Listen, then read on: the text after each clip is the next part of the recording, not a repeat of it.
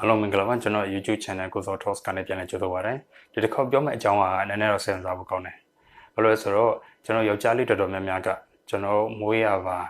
ညီငယ်လေးပေါ့နော်ဒီမွေးရပါထက်ပိုပြီးမှကြီးကျင်ကြတယ်တော့တချို့ကြတစ်လက်မနှစ်လက်မလောက်ပဲပိုကြီးကျင်တယ်တချို့ကြလည်းတော်တော်များများထိကြီးကျင်ရပါတော့ဒါပေမဲ့အားလုံးတူတဲ့ချက်ကတော့တော်တော်များများကကိုယ်ငကိုရှင်းဆွဲတဲ့တော့ပိုကြီးကျင်ရတယ်ဘာလို့လူကြီးကျင်တာလဲဆိုတော့ကျွန်တော်ဒီဗီဒီယိုမှာဆန်းစစ်ကြည့်အောင်ကဲကျွန်တော်တို့ကအဲ့လိုအမျိုးသားတွေကိုလိုက်မေးကြည့်ရဆိုတော့သူတို့အဖြေကဖြစ်နိုင်တာတော့ဒီတူတယောက်ကိုအားကြလို့ဒီလိုမျိုးကြီးကျင်တယ်ဆိုမှဖြေကောင်းဖြစ်ပါလိမ့်မယ်ဒါပေမဲ့အဲ့တူတယောက်ဆိုတာသူတို့ရဲ့အသေးမိတ်ဆိုတဲ့အတူတယောက်ဆိုတာထက်ဒီဖြော်ပြရေး channel တွေပေါ့နော်ဒီအပြာစာအုပ်တွေအပြာစကားတွေပြီးတော့ခုနောက်ပိုင်းဆိုရင်ဒီ social media တွေမြင်ဘူးဖတ်ဖူးနေကြအကြောင်းအရာတွေကနေတစ်ဆင့်သူတို့ဒီလိုမျိုးအရွယ်အစားကိုလိုချင်တာမျိုးဖြစ်လိမ့်မယ်နော်အဲ့လိုပဲစကားတွေရိုက်တဲ့ခါကျတော့လဲသူက professional သမားရေဆိုတော့ professional အဆင့်အမျိုးသားတစားကြီးတဲ့သူအင်္ဂါကြီးတဲ့သူတက်တက်ကိုရွေးပြီးမှသုံးရမှာနော်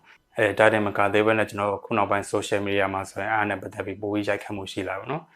social media တွေအထူးဖြင့်တော့ Twitter လို့ဟာမျိုးတွေရှိလာတယ်ပြီးရင် OnlyFans လို့ဟာမျိုးတွေရှိလာတယ်အဲ့လို social media ပေါ်မှာတပ်ပုံတွေတင်ကြရခါကြလဲအရင်တော့လို့ professional အဆင့်လှုပ်ရှားနေတဲ့သူမျိုးတွေမကတော့နဲ့အပျော်ရမ်းအဆင့်တွေမှာပါလာတယ်ပြီးတော့ကိုယ်နဲ့ပတ်ဝန်းကျင်ချင်းထိစပ်နေတဲ့သူတွေကို social အတိုင်းအဝန်တွေကလူတွေပါတချို့ဆိုတပ်ပုံတွေရိုက်ကြတယ်ဗီဒီယိုရိုက်ပြီးတော့မှတင်ကြတယ်အဲ့တော့ကျတော့အဲ့အယုံမြင်ပြီးမှဟောဒီပမာဏဒီ site ဒီ US မှာ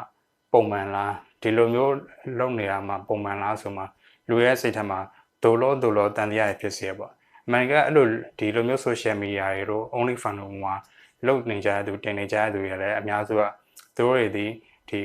ပွန်စကားတွေကအပြာစကားတွေက standard လောက်ကိုသူတို့မီရလို့ယူဆလို့လုပ်နေကြတဲ့သူတွေပေါ့နော်အဲ့တော့သူတို့တွေကိုကြည့်မှဒါကို normal ဖြစ်တယ်လို့ဒါကိုမှ standard ဖြစ်တယ်လို့ခံစားနေရဆိုရင်ဒါယူမိုက်ရကြပါတယ်အဲ့နဲ့ပတ်သက်ပြီးတော့မှ example လေးတစ်ခုပြရမယ်ဆိုတော့ကျွန်တော်ရေခဲတောင်စဉ်းစားကြည့်ပဲရေခဲတောင်ဆိုတာဒီရေပေါ်မှာပေါ်နေတဲ့အပိုင်းလေးဒီရေခဲတောင်ပမာဏရဲ့ 10% လောက်ပဲရှိတယ်ကျန်တဲ့ 90% လောက်ကရေပြင်အောက်မှာမမြင်ရတဲ့အနေအထားနေနဲ့ရှိနေတယ်ပေါ့နော်အဲ့လိုပဲကျွန်တော်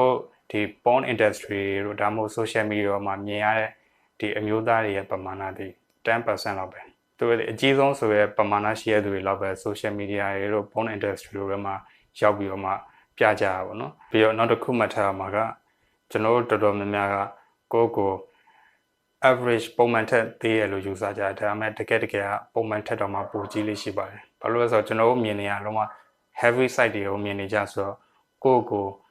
ပုံများသေးသလားဆိုတော့တင်ငယ်စိတ်မျိုးပေါ့နော်ပြန်မြလူနေရှင်းလိုက်တဲ့အခါကျွန်တော်တို့တော်တော်များများအရွယ်စားက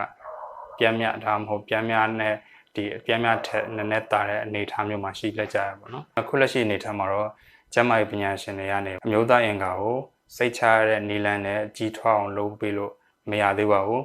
ဒါပေမဲ့အဲ့လိုမရကြောင်းထက်ခါတလဲဘယ်လောက်ပဲပြောပါစေဒီအမျိုးသားတို့အများစုပါပေါ့နော်ဒီကိစ္စပေါ်အာယုံဆိုင်ဆဲပဲနီလန်းတွေဆေးဝါးတွေလည်းအခုတည်းရှာနေသေးပဲဘယ်လောက်ပဲကျင်းနေပါလို့ပြောသူစူးစမ်းကြည့်နေစရာပဲပေါ့နော်အဲ့ဒီစာလေးကိုတစ်ချက်လေးစဉ်းစားစရာလေးရအောင်တင်ပြပေးရပါကျေးဇူးပါဗျ